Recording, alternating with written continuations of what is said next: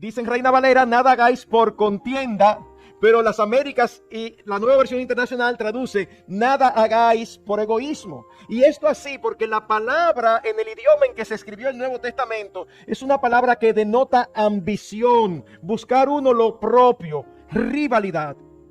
Y la verdad es que el egoísmo es la motivación de toda contienda. Cada vez que hay una contienda es porque hay al menos un egoísta presente. En el caso de los matrimonios y de nosotros como seres humanos, normalmente es porque hay dos egoístas presentes. Es interesante cómo 2 Timoteo, capítulo 3, versículo 2, dice que esa va a ser una característica de los seres humanos de los últimos tiempos. Dice que habrá hombres amadores de sí mismos. Y la palabra que usa ahí es interesante, la voy a mencionar porque ustedes la van a poder relacionar. La palabra es filautos. Fili viene de Filadelfia, que es amor. Filosofía, amor a la sabiduría. Y autonomía, que es una persona autónoma, una persona que es ley en sí mismo. No me hable de la ley. Entonces, ¿qué es un filautos? Un amador de sí mismo. Lo más importante para sí es él mismo. Y la verdad es que vivimos en una era donde el egocentrismo se exalta. Los que somos un poquito más entrados en edad aquí podemos recordar quizás en nuestro tiempo de juventud, cómo había ciertos ideales, cómo había ciertas preocupaciones sociales, cómo había ciertos aspectos, ciertos valores que pensaban en los demás. Pero en la era en que nos ha tocado vivir, el egocentrismo se exalta.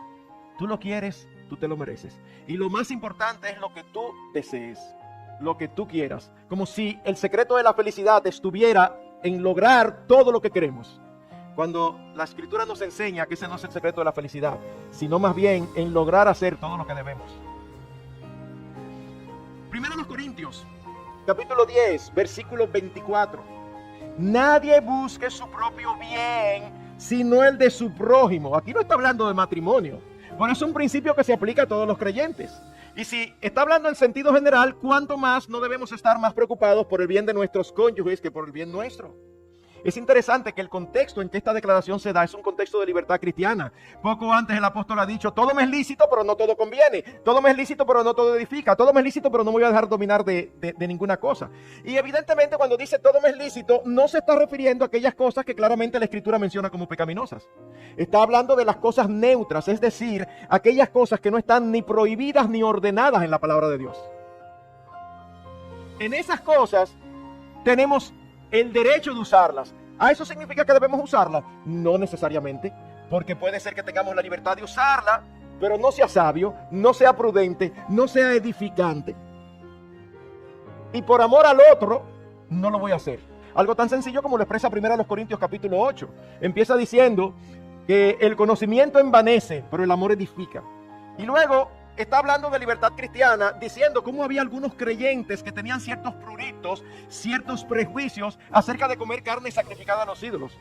El apóstol Pablo dice, un ídolo no es, eso es un musú, eso es un palo, eso es un pedazo de nada.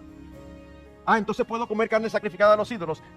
Espérate, porque hay hermanos que vienen de ese contexto y su conciencia, siendo débil, hace que para ellos sea un problema. Ah, pues eso es problema de ellos. Eso es lo que dice el apóstol Pablo. Es en ese contexto que dice, si a mi hermano le es ocasión de comer carne, entonces yo no voy a comer carne. ¿Cómo? ¿El filetico tan bueno que es? Sí. En otras palabras, el énfasis de la Escritura es el amor a los intereses, a las necesidades, a la salud espiritual, emocional y física del otro. Debe ser prioritario en nuestras vidas. Pero nosotros nacemos con esa fuerte inclinación a buscar primero nuestro beneficio y nuestro bienestar. Yo no tengo que explicarle a ningún padre aquí que tiene hijos. Yo no tengo que explicarle que sus hijos vienen con el chip del egoísmo incluido. Con el chip que ellos no vienen es con el de la obediencia, pero el del egoísmo viene incluido. Una de las primeras palabras que ellos se aprenden, ¿cuál es? Mío. Y usted ve que están ahí, tienen un juguete arrumbado y ahora el juguete es este. Y llegan unos hermanos de la iglesia con los de la misma edad y empiezan a jugar y a uno de las visitas mira para la esquina y ve el juego que hace tiempo que no se usa y lo toma. Y el dueño de la casa suelta el que tiene y se manda corriendo y se lo arrebata. ¡Mío!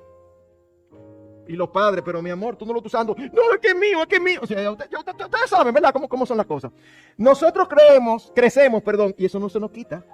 Nosotros aprendemos a disimularlo. Vamos a estar claros.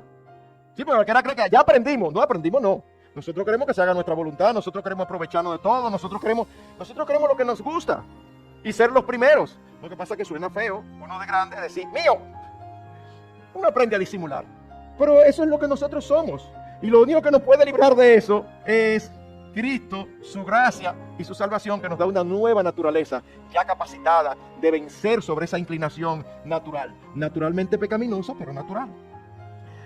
De hecho, es interesante el contexto de Filipenses 2, 3 y 4, donde dice, nada hagáis, y lo voy a leer en las Américas, por egoísmo o por vanagloria, sino que con actitud humilde, cada uno de vosotros considere al otro como más importante que a sí mismo, no buscando cada uno sus propios intereses, sino más bien los intereses de los demás.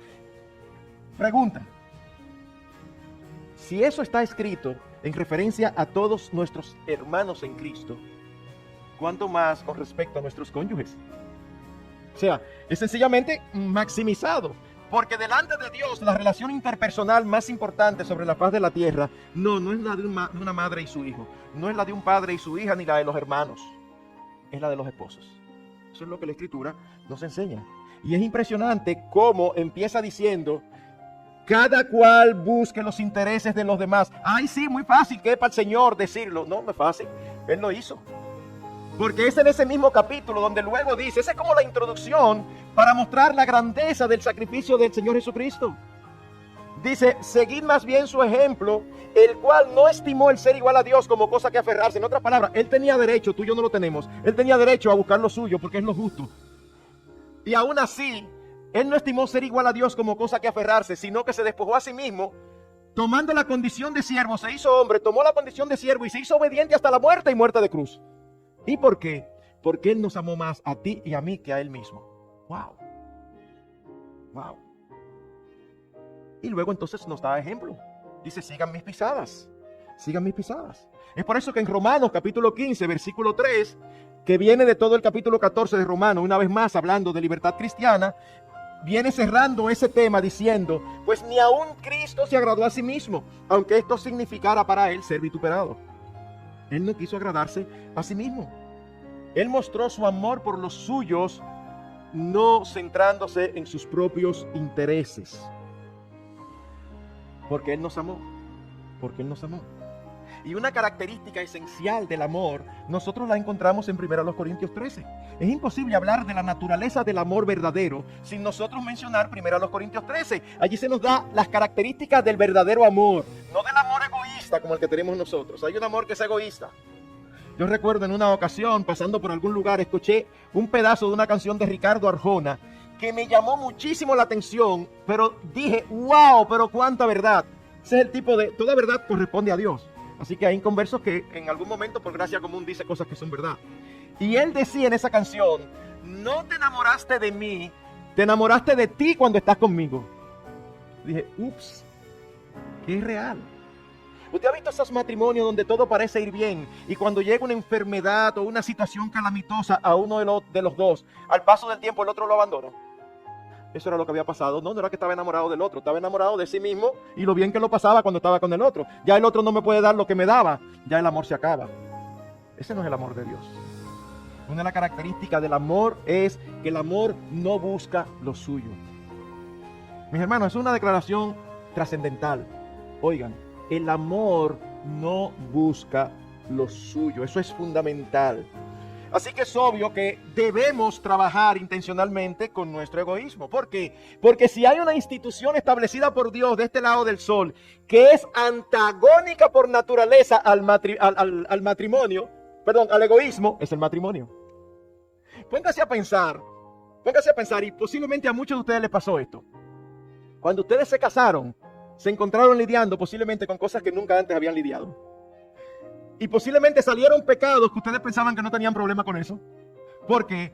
Bueno, porque aún uno en su casa como soltero, la relación con sus padres es diferente. Uno mantiene, en la medida que va creciendo, uno mantiene cierta independencia. Pero resulta que yo me caso ahora y dos nos convertimos en uno. Y eso significa que el otro está donde yo estoy donde el otro está. Y empiezan a salir cosas. Y uno dice, oh, pero mira. Y me empiezan a molestar cosas que nunca me habían molestado. Claro, yo tenía quizá mi habitación sola o solo. Y no tienen que ser cosas trascendentales. Y yo me cepillaba todos los días y yo soy súper organizado. La pasta de dientes es de abajito que yo lo voy subiendo. Ahora yo me caso con el otro y el otro lo aprieta por donde sea. Y está esa pasta así. Y yo entro y eso me molesta. Y eso se convierte en fuente de un trascendental problema. Imagínense, si eso causa problemas, eso es lo mínimo.